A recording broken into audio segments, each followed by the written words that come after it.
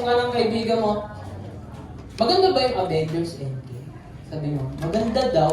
Kasi, sa sarili mo, hindi mo alam. Hindi mo papanood eh. Pero alam mo, maganda. So, katulad lang yan ng parang, kunyari, shinare ko sa'yo na ito yung nangyari, si Captain America.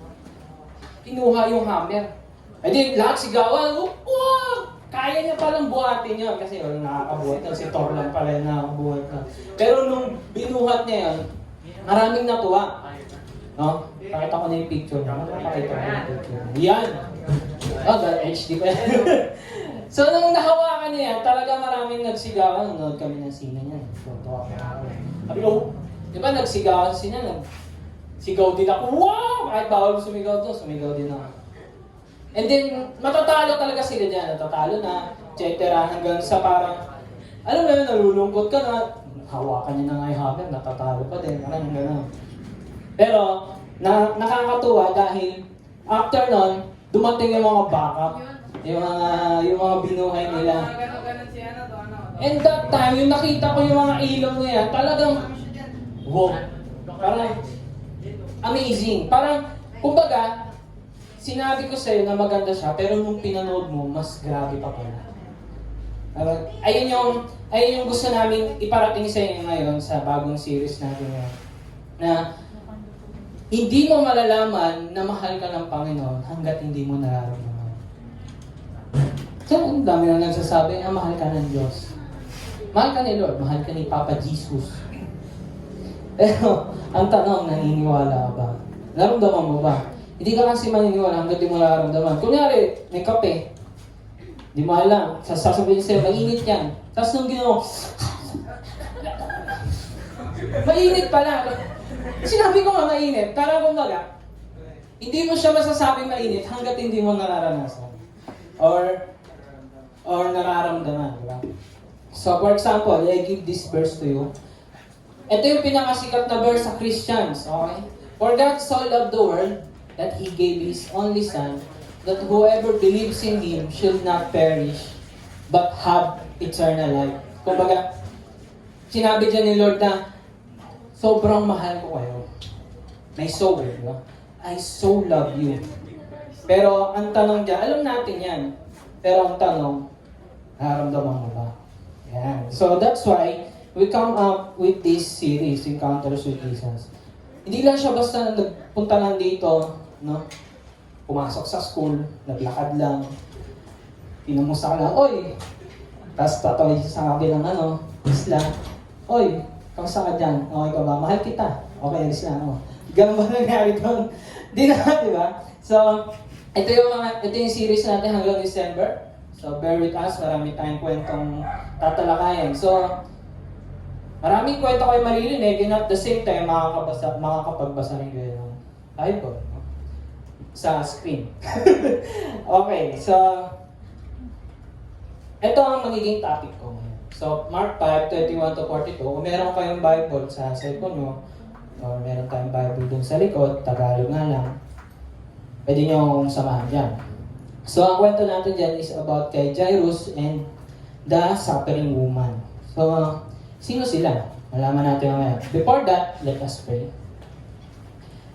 Heavenly Father, Panginoon, marami pong salamat sa habang ito, Panginoon, na binigyan niyo po kami ng another opportunity, Panginoon, na marinig ang iyong salita, marinig ang iyong kwento, Panginoon, marinig kung ano yung dahilan mo, Panginoon, kung bakit mo sila pinagaling, kung bakit mo sila na-meet, Panginoon, kung bakit nila na-encounter ikaw, Panginoon. Lord, ipakita mo sa amin yung purpose mo sa kwento na to at yung pagmamahal mo na siyang alam na namin. But God, paramdam mo sa amin, Panginoon, yung pag-ibig mo kung ano yung sinasabi mo dito. Lord, sa'yo namin tinataas ang sagot na to sa pangalan ni Jesus. Amen. Okay. So, time check lang muna ako.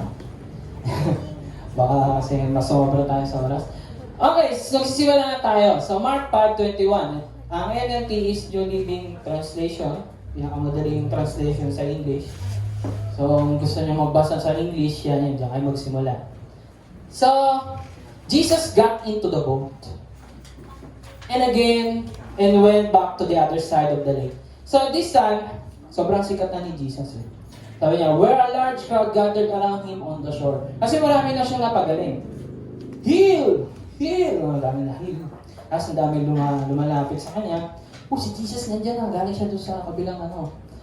Tumatawid si Jesus sa lake, back and forth, kasi may mga lugar siyang pinupuntahan.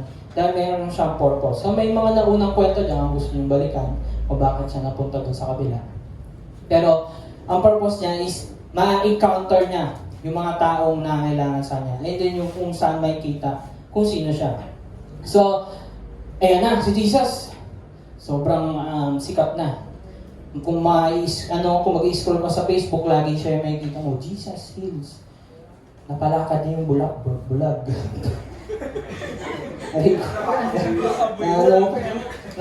Nakakita yung pilay. Joke lang. Pero ayun nga. So, kung sa atin yan, nakikita mo sa scroll mo, laging si Jesus yung meron ng babash, merong hindi. Ganun talaga pag sikat. No? So, ito yung sitwasyon niya ngayon. So, maraming na pumapalibot sa kanya ngayon. Kumbaga parang pagkadadating niya, may concert dyan si Jesus, punta tayo. Biglang tickets. Gano'n. So, parang, yun yung nangyayari dyan. Then, next verse. Ayan, meron akong picture. Diba? Then a leader of the local synagogue, whose name was Jairus, arrived. When he saw Jesus, he fell at his feet. So, merong leader na si Jairus, siya yung leader sa synagogue, kung saan sila parang nagsiservice katulad nito sa church. Nag-aaral ng salita ng Panginoon, nag-worship, no? And doon sila nag-meeting, yung mga leaders sa Israel. So, ang pangalan niya is si Jairus. And then, nabalitaan niya na darating si Jesus. And then, nung nakita niya si Jesus, he fell at his feet. So, paano yun? Parang nag-dive. Parang kinuha mo yung bola nung palabas na ng court. Nabog niya yung paa ni Jesus. Parang gano'n, sabi niya. And he fell down. Bakit kaya? Di ba kapag madalas, bakit natin hinahabol yung bola sa mga basketball player? Or sa volleyball players? Hahabulin mo talaga yung bola, pera tuloy. Kasi mahalaga sa'yo. So, ibig sabihin, kaya ginawa ni Jairus yun, dahil may mahalaga siyang gustong sabihin kay Jesus. Mahalaga yun para sa puso niya. No? And then, sa next verse, ayun na, sinabi niya, pleading fervently. Sabi niya, matindi. With him. Sabi niya, my little daughter is dying. Mamamatay na daw siya. And he said, please come and lay your hands on her, heal her so she can live. So most likely, nakita nila kasi si Jesus na nililay niya lang yung hands, and then gagaling na. So, kaya niya nasabi yun kasi yun yung madalas na ginagawa ni Jesus. Nililay yung hands, and then, heal her so she can live. So, mamamatay na. So, kumbaga, yung anak niya, sa sobrang lubhan ng sakit, so that time, di pa masyadong advanced yung medicine. So, kahit yung mga simpleng sakit lang ngayon, sa kanila malala yun. No? Parang nilagnat lang, o kaya may flu. Sa atin, ang sagot lang doon, bio-flu. So, pero sa kanila, wala. Legit yun That time, nahihirap humanap ng gamot. Flu lang, mamamatay na sila sa flu. Pero, dahil sa gifts ni Lord sa mga taong gumawa ng gamot, meron tayong bio-flu ngayon. At pinatatawa. Totoo nga yun. Okay, so, punta ka Jesus doon sa anak ko. Nilay mo yung hands mo ngayon pagalingin siya. And then, sabi ni Jesus, walang sinabi, pero sumama si Jesus sa kanya. So, Jesus went with him and all the people followed. So, crowding around him. So, sinagot ni Jesus yung si Jairus din, sige, pupunta ko. Pero yung mga fans, sumusunod pa rin. So, most likely, yung fans nila is naghahanap din ng healing. Siguro mga simpleng sakit lang or baka magpakain uli si Jesus ng 10,000 people, yung tinapay na pinarami niya. So maraming sumusunod sa kanya, hindi natin alam kung ano yung gusto nila or anything. And then there's another woman. Ito naman yung woman. So bukod kay Jairus, mayroong woman in the crowd had suffered for 12 years with constant bleeding. So meron siyang sakit. 12 years na siya. Sinong 12 years old mahigit dito? Alam mo na kung gano'ng katagal. So, 12 years with constant bleeding. Kumbaga, yung dugo, di hindi gumagaling. Pero hindi yung dugo. Kumbaga, sino na yung nire-regla dito? Lagpas 12. Oh, sakto, 12. Tama naman, mga dinudugo. Kumbaga, kapag meron ka ng period, sa kanya, sa mga normal, every month lang. Pero sa kanya, constant. Ibig sabihin, walang tigil. Malagong magmamalnourish ka yan. Kumbaga, talagang walang tigil. 12 years, walang tigil. So, siguro, maybe 24 years old na siya. Nag-start yung bleeding niya is 12 years old siya. And then, ngayon 24 years old na siya, may get. Hanggang doon, hindi pa rin gumagaling yung sakit niya. So, ayun. Naghihirap siya. Masakit yun. Kung bahala ako, baka naintindihan ko. Pero, masakit yun. Parang, araw-araw, maybe titigil lang 1 linggo, then babalik ulit, yan, ganun kahirap. Para siyang, so kung sa panahon natin, lagi siyang naka-pampers. Hindi yun, hindi na joke yun, joke na naman ba yun? Hindi na joke yun. Kasi tuloy-tuloy eh, hindi niya alam kung kailan lalabas, okay na hindi. So, totoo yun search siya sa Google. Next! So, Mark 5:26, she had suffered a great deal from many doctors. So marami na siyang pinuntahang doktor. Si Dr. Quack, si Dr. Basta, hindi ko na. Dr. Strange. Ginanong na siya. Wala pa rin. Dinuraan na siya sa noo, wala pa rin. Okay. Then, over the years, she had spent everything. And she had to pay them. But she had gotten no better. In fact, she had gotten worse. Lahat na ginastos niya na. Binigay niya na kay Dr. Quack, kay Dr. Strange, wala pa din. And then, parang tumigil na 1 buwan. Hindi nangyari yun. Ang nangyari pa, mas lalong lumala. So kung every week tumitigil, ngayon hindi na. Tuloy-tuloy na. Parang gano'n. Parang nakakatawa pa rin. Pero yun na. Ayun yung nangyari. So, ito yung sumunod. So, ito yung unang point natin sa kwento na to. Suffering needs us to know to know that we need help. So, sino dito yung kung kailan nahihirapan saan sila humihingi ng tulong? Or, dahil feeling mo magaling ka, talagang napakalupit ka, leaders ka pa, o kaya lagi kang top 1 sa school. Lagi kang perfect. Kung magkamali man ako, isa lang. Hindi ko kailangan ng help nyo. Ito lang ang sabi sa inyo. Pag dumating yung time na hindi nyo na kaya, darating talaga yung time na you need help. No? Sige, ano ibig sabihin ko din? So ano ba yung suffering? Suffering is the state of undergoing pain, distress, or hardship. So, makikita natin kay Jairus at saka dun sa woman, naghihirap sila. Si woman, naghihirap siya physically in 12 years. And then yung anak niya, maybe isipin natin mula pagkabata nagkakasakit. Ang suffering ni Jairus is nagsasuffer siya emotionally. Yung anak ko naghihirap na ng 12 years. Or naghihirap na ng mga ilang taon. So there's dalawang nangyayari. Si Jairus, nagsasuffer emotionally, si woman, nagsasuffer physically. So, at dahil sa kahirapan, ginagawa nila yung dapat nilang gawin. Kumbaga, si Jairus, leader siya, marami na siyang pinuntahan na doktor.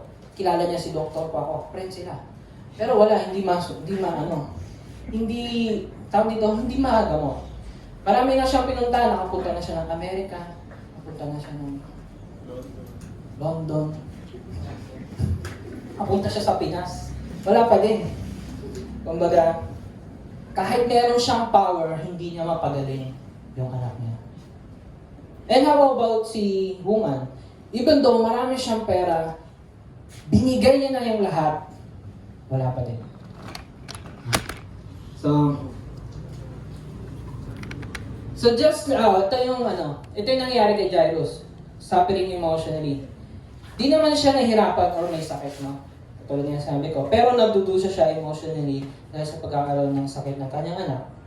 So, imagine the pain from his heart. mahal na mahal niya yung anak niya, then wala siyang magawa para doon. Kasi wala talaga. Ang kaya niya lang ibigay is yung posisyon niya. And that's what's happened nung lumuhod siya kay Jesus.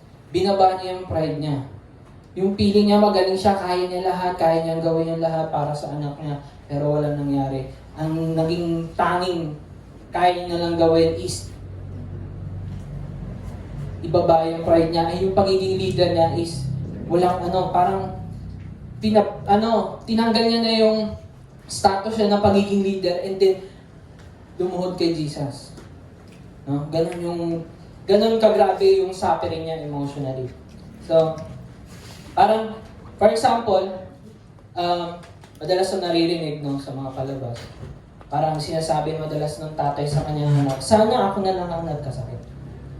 Huwag lang yung ikaw, anak. Sana ako na lang yung namatay, imbis na yung anak mo.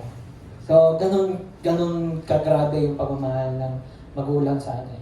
So, that's why, kayo kids, mahal kayo na magulang. Okay? So, di man nila ma-express ng buo, di man nila maparamdam, pero maybe, tanungin niyo siya. Tanungin niyo sila. Or, pag naranasan mo naman yung pagmamahal nila, ba't di mo ibalik? So, ayan, suffering emotionally, and then yung isa, ito yung nangyayari sa atin kapag nagsasuffer. Suffering humbles us. Ganun yung nangyayari kay Jairus. Wala na siyang pake kung gaano siya kataas. Wala na siyang pake kung yung lagi niyang tuhod na malinis. Lagi malinis, madumihan doon sa harapan ni Jesus. No? Parang, kumbaga, yung pagiging humble is yung katulad ng isang bata na iiyak na lang kasi wala na siyang magawa. Iiyak na lang, then, iiyak na lang yung gagawin sa magulang dahil wala siyang magawa. No? But some of us, instead or asking for help, we question God. Napapatanong tayo, imbis na lumuhod tayo sa harapan ni Lord, mag-pray, anong nangyayari? Lumuhod ka and then sinabi mo, Lord, bakit mo ako pinapabayaan? Imbis na maging humble, anong nangyayari? Kine-question mo ngayon. Yung ginawa ni Lord. Sabi, Lord, wala ka bang pake sa amin? Or do you not care? Lord, yung mga namatay ba, yung nasa lanta ng bagyo, wala ka bang pake? O Lord, bakit hanggang ngayon maraming nagugutom? Lord, bakit hanggang ngayon maraming namamatay? Lord, bakit hanggang ngayon maraming nanlilimos? Lord, you do not care? Okay. Always remember, for God so loved the world that He gave His only Son. Actually, ang kaya lang ibigay ng buo ng Panginoon sa atin is yung anak niya. Kasi nasa atin na lahat ng blessings. Pagpapagura mo na lang nga. Pero dahil sa ang Panginoon natin, He cares for us. Hindi naman dahil sa mga kasalanan natin, yung mga nangyayari sa labas, mga nangyayari sa atin, sa suffering, sakit na nararamdaman natin, hindi naman kasalanan ng Diyos yun. Dulot yun ang kasalanan natin, kaya nangyayari ito sa lahat. O kuya, hindi ko naman kasalanan yun, kasalanan ni Adam yun. Pero, nasa linya pa rin ni Adam. Yung kasalanan niya, naging kasalanan natin, and then yung kasalanan na yun, nagdulot ng sakit, kahirapan, kamatayan.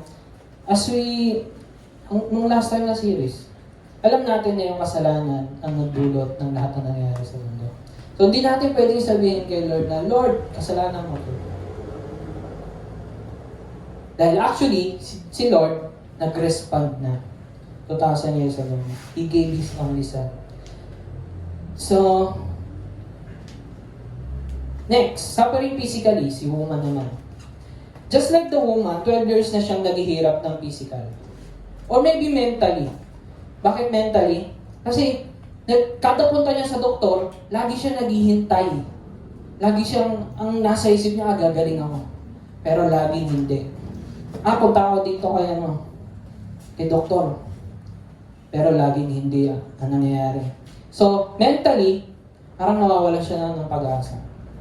As we encounter the COVID, no? Para tayo wala nang parang akala natin wala nang pag-asa. Lord, or for example, yung mga nagkaroon ng COVID, Lord, mabubuhay pa ba ako?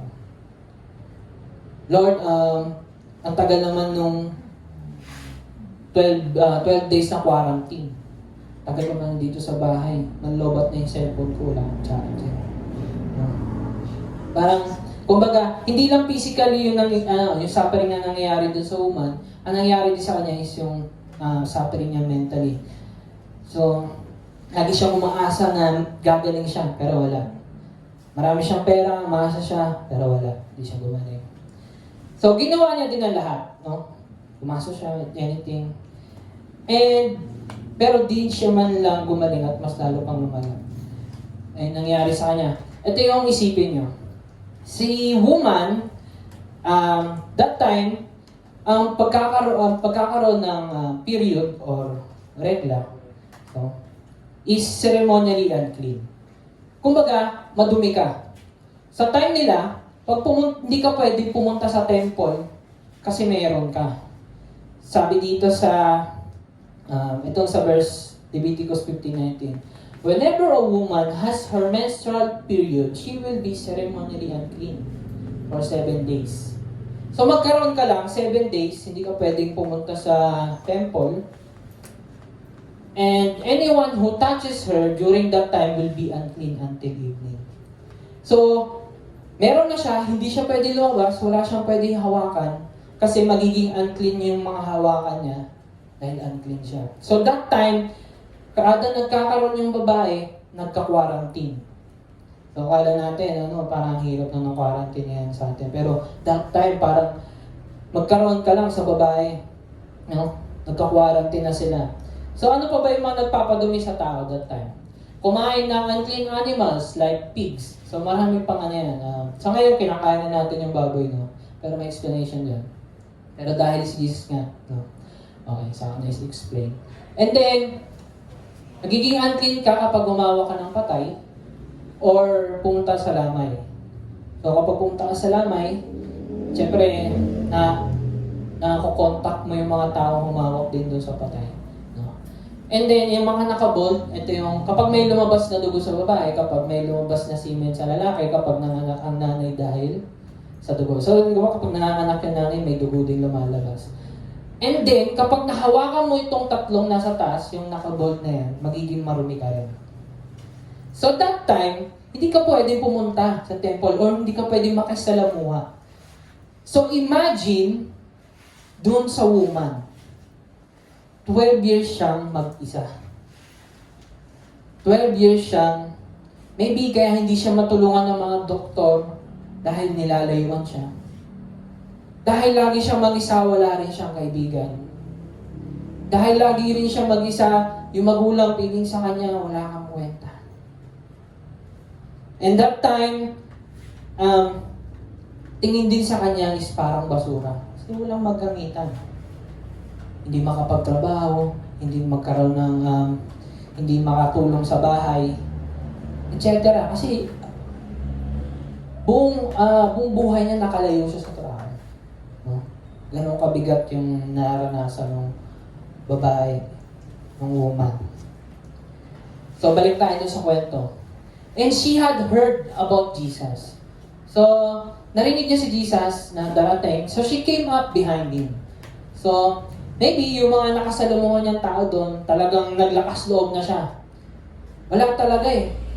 Kahit anong sabihin, kahit anong gawin ko, wala talaga. So even though na yung magdidikitan niya, magiging unclean, niris niya na lahat niya. She came up behind him through the crowd and touches his robe. So, naisip niya, pag nahawakan ko siya, gagaling ako. Pero naisip din niya na kapag nahawakan ko si Jesus, marurumihan ko si Jesus. Dahil meron nga, dinudugo nga siya. So lahat ng nadidikitan niya, nagiging madumi. Imagine yung bigat na kapag nalaman ng mga tao, baka patayin siya. O kaya pagbabatuhin. Or ibuli, for example. Kaya yung binubuli dito. Okay. So, ganun tayo. na kung kailan wala ng pag-asa, di ba? Kung kailan wala ng pag-asa, saka natin naiisip na mag-pray, saka natin naiisip magsimba, o maalala na merong Diyos. Ay, oo nga. Di ba? Sabi niya, she heard about Jesus. Ay, oo nga, si Jesus lang nagpapagaling. Kung kailan wala na talaga, for example, si Jairus talagang wala na siyang malapitan, si Jesus na lang. Yung woman, wala na siyang malapitan, wala na siyang maibugan na pera, si Jesus na. Doon sa dalawa, parehas tayo sa kanila. Na kung kailan no choice na, laging si Lord na lang yung huli, imbis na nagiging una. So, ayun na, nangyari. Pumunta siya sa likod ni Jesus, then inabot niya. Most likely, para siyang nakaluhod doon. Kasi kailangan hindi siya makita. O kaya nakatalokbong siya, para siyang ano. Then, hinawakan niya yung robe ni Jesus. Then, anong next nangyari? So, suffering shows us that we need God in our lives. So, always remember na maybe, for example, nahihirapan kayo sa school. Kung kailan magte-test na sa kayo lalapit kay Lord. Or maybe, alam mo magkakaroon ng test, so you pray, Lord, bigyan mo ako ng motivation na laging mag-aral. No? Lord, bigyan mo ako ng heart na mag-aral muna bago maglaro. So yung nag-email. So, mag-aral muna bago lumabas. Lord, ipaalala mo sa akin na kailangan ko itong maipasa para sa pagmamahal ko. You know, huwag na natin hantayin yung suffering na dumating, yung paghihirap, or yung pag-aalala nyo na dumating, saka tayo magpipray kay Lord. Okay, next. So, sa Mark 5:28, for she thought to herself, so naisip niya, if I can just touch His robe, I will be healed. So, pag nahawakan lang niya, kasi siya na lang yung pag-asa ko eh. Kung parang sinasabi niya, siya na lang yung pag-asa ko. Mahawakan ko lang talaga. Kasi kailangan niya maging secret agent, kumbaga. Dapat hindi siya makilala ng tao. Then hinawakan niya si Jesus. So immediately, so alam naman natin, expected naman kay Jesus, immediately the bleeding stopped. Imagine yung hirap mo ng 12 years na wala. Para kang nakalagundi. Nahulit na may lagundi. Para kang nakahinga ng maluwag. Ganon. Huwag mo yun. Ganon yung feeling. And she could feel in her body that she had been healed of her terrible condition. So gumaling siya. So, ngayon, ito naman ang nangyari. Gumaling siya, hawakan niya. Tapos, na-realize si Jesus, gala ka siya, no? Nasa daming tao, dumidikit na sa kanya. Maraming umahawak kay Jesus that time. Kasi gusto nila, gumaling din sila eh. Parang nagpupunas ng santo. Yan. Tapos, Jesus realized at once that healing power had gone out from Him. So, He turned around. Diba? Naglalakad na sila. Kasama niya si Jairus. Papunta sila doon sa bahay ni Jairus. Lalakad siya. Then, lumingon siya. Sino humawak sa akin? Sabi niya. Sabi niya. Ano ba yun? Ba't may lamin? Okay. Then, sumunod na verses, sabi niya, ayun, may isa akong tanong dyan. When God asked, di niya ba alam? Yan yung tanong. Ba't nagtanong si Jesus? Di niya ba alam yun? Parang, kung alam niya ang lahat, bakit siya nagtatanong? So, sasagutin ko yan mamaya. So, balik tayo sa kwento. And then, sabi ng disciples, yung mga kasama ni Jesus, si Peter, si James, mga disciples ng 12. Sabi niya, Jesus, tingnan mo naman yung paligid. Ang daming tao. Bakit mo sasabihin may humawak sa'yo? May humawak ba sa'yo ng kakaiba, Jesus? Parang, nung tinanong ni Jesus, sino humawak sa akin? Ito yung naging itsura nila. Huh? Parang, ano? Ha? Okay, tingnan ko lang yan. And then, kasama nila si Jairus, di ba? Tapos ito naman yung naging mukha ni Jairus. Jesus, nagmamadali tayo, Jesus. Bakit ka tumigil? Ba't may hinahanap ka na humawak sa'yo? Yun yung feeling ng mga disciples siya si Jairus. Ang dami humahawak sa'yo, Jesus. Bakit mo sasabihin sino humawak sa'yo? So, ayan. So, the next verse, sabi niya, but he keep on looking around. Di niya pinansin. Di man nung nagdudok eh. Sino kaya yung naghahawak sa akin? Sino yung humawak sa akin? So, ito yung sumunod nangyari.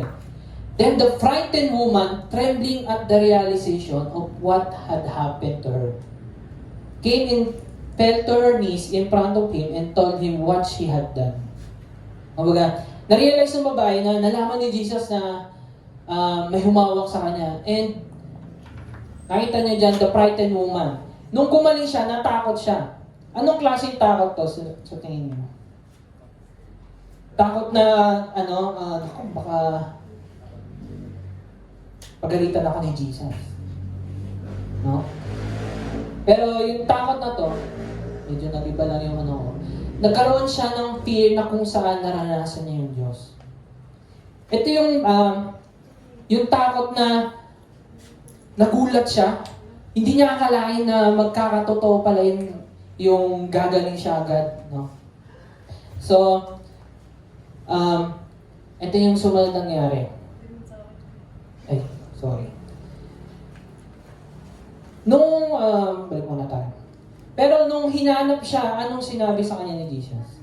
Tingin niyo, kapag hinanap siya ni Jesus, alam nung babae na marumi siya, alam nung babae na gumaling siya, and then alam nung babae na siya yung hinahanap ni Jesus. Tingin mo anong nasa isip ng babae? Naku, papagalitan ako nito. Baka ipatapon ako niya sa mga disciples niya. Ganun ba yun? Or, nung nakita ni Jesus si woman, ikaw na walang kwenta. Ganun ba yung sasabihin niya? Or, ikaw na ikaw na basura. Ganun ba yung sasabihin niya? Kumbaga, may isip natin dito na madumi siya, pero nilalayuan siya ng tao. So, ini-expect ng babae na ganun din yung gagawin ni Jesus sa kanya. Bakit mo ko hinawakan? Marumi ka! Ganun ba yun? Pero, sa sumunod na verses, sabi ni Jesus, hindi basura ang sinabi mo. Hindi walang kwenta. Hindi marumi. Pero ang sinabi niya, anak, or daughter, your faith has made you well. Go in peace. Your suffering is over. Sinabi niya, anak. This time, pinaramdam ni Jesus na sa kanya, siya ay tanggap. Unlike dun sa mga ginagawa ng tao sa kanya, pinaramdam ni Jesus na siya ay tanggap, kamahal-mahal at mahalaga. No?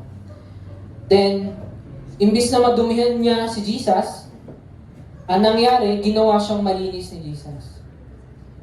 Akala niya madudumihan niya si Jesus, pero baliktad pala. Siya pala yung magiging malinis sa kalinisan ni Jesus.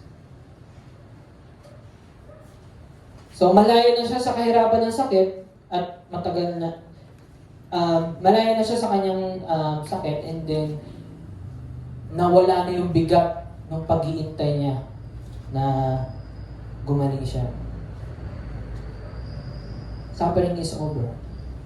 So, lumabas uli yung tanong, when God asks, di niya ba alam? Or kapag nagtanong ba si Jesus sa Bible, lagi natin ito makikita, hindi niya ba alam? No? God asks to show His love, grace, and mercy to us. Kumbaga, katulad sa teacher, magtatanong ba siya ng 2 plus 2 na hindi niya alam? Alam ni Jesus yon kung nasaan yung babae. Pero may ibang purpose si Jesus bakit niya sinabi yun. Dahil may nangyaring kakaiba dun sa babae, she need to respond. Kailangan niyang maipakita yung pasasalamat niya. Makita niya yung, maipakita niya, o mailabas niya kay Lord yung karapat-dapat kay Lord. So, Jesus, show His love when He respond to His call. Nung nag-respond yung babae na, Lord, ako yun. And then saka pinakita ni Jesus na, anak, imagine 12 years walang nagsasabi sa'yo ng gano'n. Anak, you are made well. This is how God make His word solid to us. Hindi lang basta parang sinabi niya na anak, pero deep inside of the woman, naramdaman niya yung pag-ibig ng Diyos. Pwede namang gawin ni Jesus, dire-diretso na lang siya eh. Pero bakit niya pa hinanap yung babae? Hinahanap niya tayo, di lang para maibigay yung kagalingan. Kadalasan, ang habol lang natin yung blessing, yung pinansyal, yung kagalingan, yung maging okay tayo. Pero, ang pinakananais ni Lord sa atin is to find us, for us to become whole again. Hindi lang kagalingan ang gusto ng Panginoon sa atin. Ang gusto niya maging buo ulit tayo dahil sa pag-ibig niya. And only God can complete us. Then, makikita niyo dito, tinawag kanyang anak, and then your faith has made you well. So, ano ibig sabihin ng faith? Medyo bibilisan lang natin to. Then, what is faith? So, for example, magbibigay ako ng example. Meron tayong circus. Sino yung alam nasa circus? Yung tumatawid sa linya, tali, gamit ng isang gulong na bike. Then, for example, ito yung kwento. So, tumawid siya. Sumakay siya dun sa Then yung mga audience, nagpalakpakan. Ang galing. And then, then nakita mo, naniniwala ka na kaya niya. Then tinanong ka niya, sumakay ka sa akin. Then tawid tayo ulit. Kasama ka ba? Kasama ka pag kilala mo yung tumawid. Kasama ka kung alam mo na kaya niya talaga, nakasama ka doon na umakyat. So, ganun yung faith. Kumbaga, hindi, naniniwala ka kasi alam mo na mangyayari. And alam mo na totoo yung, naniniwala ka, nagtitiwala ka dahil totoo yung sinasabi niyang kaya niya. No? So, for example, by faith, we have been saved. So, paano tayo na saved by faith? Sabi sa Hebrews 11, faith shows the reality of what we hope for and it is the evidence of things we cannot see. So, ang faith ay hindi yung naniniwala ka na balang araw mangyayari yung isang bagay, na magiging magaling ka or etc. Or hindi ka sure, o imahinasyon mo lang. Hindi yun faith. O for example, bulog ka na nagtitiwala na walang basihan. Or for example, naniniwala ka na mainit yung baso kasi may usok na lumalabas. So, ganun yung faith. So, another example. Ang faith is settled confidence that something in the future or something that is not yet seen but has been promised by God will actually come to pass because God will bring it about. Ang faith or pananampalataya ay sure ka na, sigurado ka na, at confident ka na ang isang bagay ay mangyayari. Kahit di mo pa nakikita, pero pinangako naman ng katiwa-tiwalang Diyos. Dahil kilala mo si Lord, lahat ng sasabihin niya, naniniwala ka kahit hindi pa nangyayari. Ganon yung faith. So, sure ka na mangyayari yung dahil kilala mo siya. Kung hindi mo kilala si Lord, lahat ng sinasabi niya, hindi ka sure kung mangyayari. Pero dahil kilala mo siya, naririnig mo siya lagi, maniniwala ka na yung sinasabi niya mangyayari. No? So, anong meron? How to have faith. So, alam na natin yung faith na kapag nanampalataya ka sa sinabi ni Lord kahit hindi pa nangyayari. So, faith comes from hearing and hearing through the word of Christ. So, nagkakaroon tayo ng faith or pananampalataya kapag lagi natin naririnig yung salita ng Diyos or lagi natin naririnig kung sino ang Diyos. Na lagi natin naririnig na mahal tayo ng Diyos. So, mabilis lang. So, faith is para saan naman yung faith? kailangan ko ba yung pananampalataya? Sabi dito sa Ephesians 2:8-9, "For by grace you have been saved through faith." So, dahil sa pagmamahal ng Diyos sa atin, tayo naligtas sa pamamagitan ng pananampalataya. Kumbaga, naniwala ka na sinabi ni Lord na ligtas ka na. And then naniwala ka. Yan yung faith. Then, and this is not your own doing, hindi mo to parang galing sa'yo or pinaghirapan mo. It is the gift of God. Not may results of work so that no one may boast. Para hindi tayo magmalaki. So, hindi dahil sa atin kaya tayo nandito sa church. Hindi dahil sa atin kung bakit tayo nagmamahal. Dahil meron laging pinanggagalingan yan. Yun ay sa Panginoon. Sige, tuloy na tayo sa ating... So, to simplify, yung faith ng woman na gagaling siya pag hinawakan niya yung robe ni Jesus and then gumaling siya, yun yung faith. Hindi lang yun basta kagalingan dahil nung tinawag ni Jesus na, "Daughter, your faith made you well," it means hindi lang siya magaling kundi niligtas ka na. So, as we move on, ito na yung nangyari. Gumaling na si woman. While he was still speaking to her, messengers arrived from the home of Jairus. So, alam natin may sakit yung anak ni Jairus, and then dumating yung mga tropa niya na messengers. Tapos sabi niya, they told him, "Your daughter is dead. There's no use troubling the teacher now." Imagine yung nangyari kay Jairus, no? Lord, ang tagal mo. O para nasa isip niya, Lord, bakit ka pa tumigil? Lord, yung anak ko patay na, wala ng pag-asa. Maybe, tingin mo wala ka ng pag-asa. Nangyari na, namatay na. Or, for example, wala na, bagsak na asas mo. Tingin mo wala ng pag-asa, wala ka ng kwenta. No? Pero, anong sabi ni Lord?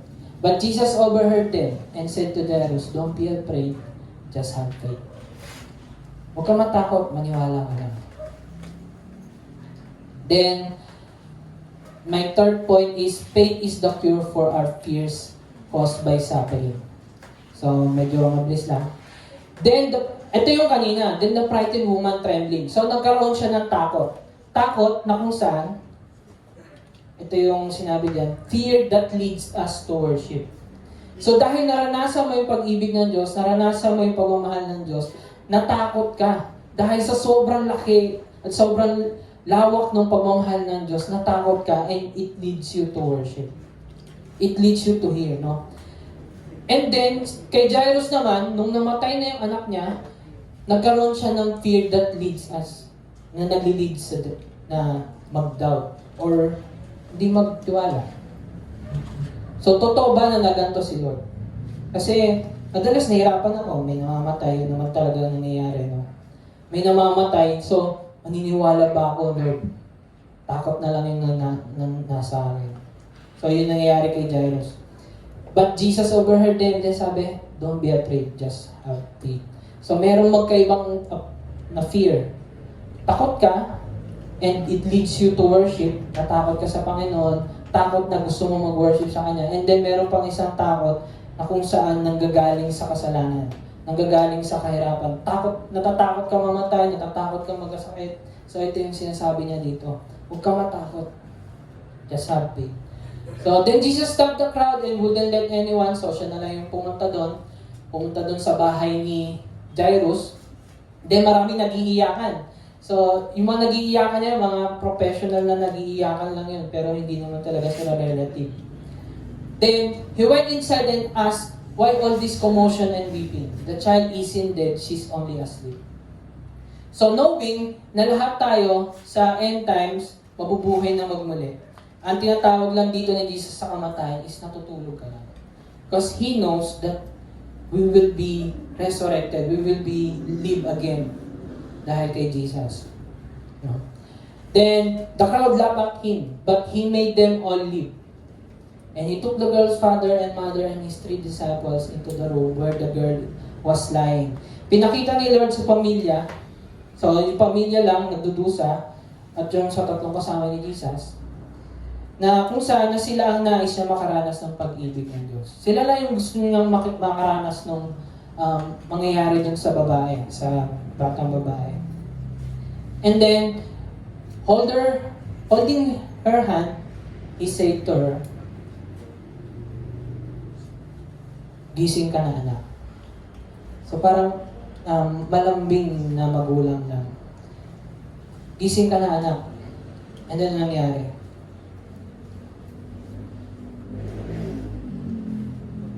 And the girl, who was 12 years old, immediately stood up and walked around. They were overwhelmed and totally amazed. Ito na yung end ng story. So as we see, dun sa nangyari, dun sa dalawang kay woman and Jairus, makikita natin na hindi naman nag-aalala si Jesus na hindi siya aabot. Hindi siya nag-aalala na baka may mangyaring masama sa'yo. Dahil alam niya na yung mangyayari. And He is so powerful that He is so calmly na I know this girl will wake up. And I know na itong babae na to gagaling.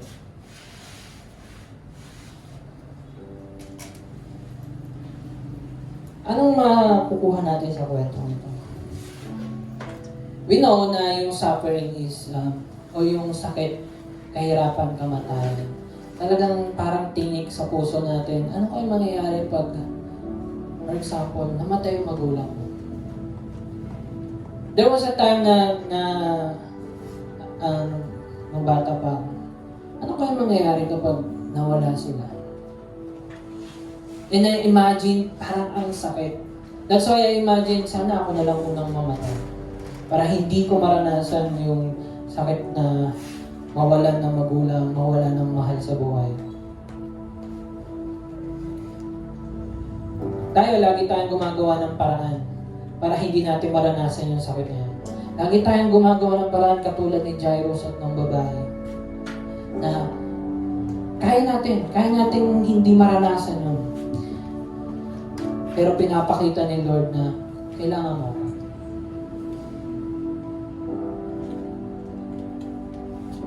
Some of us, maybe pag-isa lang tayo, laging malungkot, or walang kaibigan, may nambubuli, or ikaw yung nambubuli. Isa lang naman yung hinahanap natin. Ma-accept tayo ng nasa paligid natin. Ma-accept tayo ng pamilya natin. Ma-accept tayo ng mga kaibigan natin. But ultimately, si Lord lang ang tatanggap sa atin. Whoever you are, whatever you are, handa siyang yakapin ka at tawagin niya ka na. Kahit sino ka man, hindi mo kailangan magbago para sa ibang tao. Hindi mo kailangan mag-adjust para tanggapin ka ng ibang tao. Dahil yung Panginoon nag-adjust na para sa iyo. Bumaba na siya dito sa lupa. Siya ay namatay imbis na tayo. Just like our parents, sana ako na lang yung namatay imbis na ikaw. And then katulad ni Lord, siya nga yung namatay imbis na tayo. And that's how God loves us all. Na hindi niya lang hayaan na gumaling ka, na hindi niya hayaan na okay ka. Dahil ang gusto niya para sa iyo, maging buo ka sa pag-ibig niya. At yung takot sa paghihirap o yung paghihirap ay nawawala. Dahil alam natin na meron ng Ama na hindi tayo iiwan. Hindi ko na kailangan ng maraming taong tumanggap sa akin. Sapat na sa akin na tawagin akong anak ng Diyos natin. Let us pray. Heavenly Father, marami pong salamat sa pag-ibig. Maraming salamat sa kagalingan, Panginoon. Hindi lang ng aming pisikal na katawan, kundi ng aming spiritual at aming mga pusong wasak, Panginoon. Winawasak ng mundong ito, Panginoon. Ng mga tao sa paligid, Panginoon. Lord, it is true, Panginoon, na hindi lang kagalingan ang kagustuhan mo para sa amin or satisfaction, Panginoon. But you want for us, Panginoon, ay maging buo sa pag-ibig mo. Na wala nang hahanapin pang iba kundi ang pag-ibig mo. Lord, marami pong salamat na dahil kay Jesus, tinawag mo kaming anak. Tinawag mo kami sa iyo at hindi mo kami iwan. Maraming salamat sa pag-ibig mo na patuloy mong sinasabi at patuloy mong pinaparana sa bawat isa dahil sa iyong anak na si Jesus. Kami nagpapasalamat sa buhay at dugo na naibuhos sa aming lahat at naipakita at naranasan namin at naging solid yung salitang mahal kita sa aming mga puso. Maraming salamat, Panginoong Jesus, sa namin ibinabalik ngayon ang mataas ang papuri pagsamba. Dahil ito yung ginawa mo sa amin, ngayon gusto na namin itaas ang aming kamay, gusto na namin kang papurihan, gusto namin bumalik at marinig ka, Panginoon. Dahil ikaw, Panginoon, ang bumubuo sa amin. Sa namin nataas ang sabit na ito, sa pangalan ni Jesus. Amen.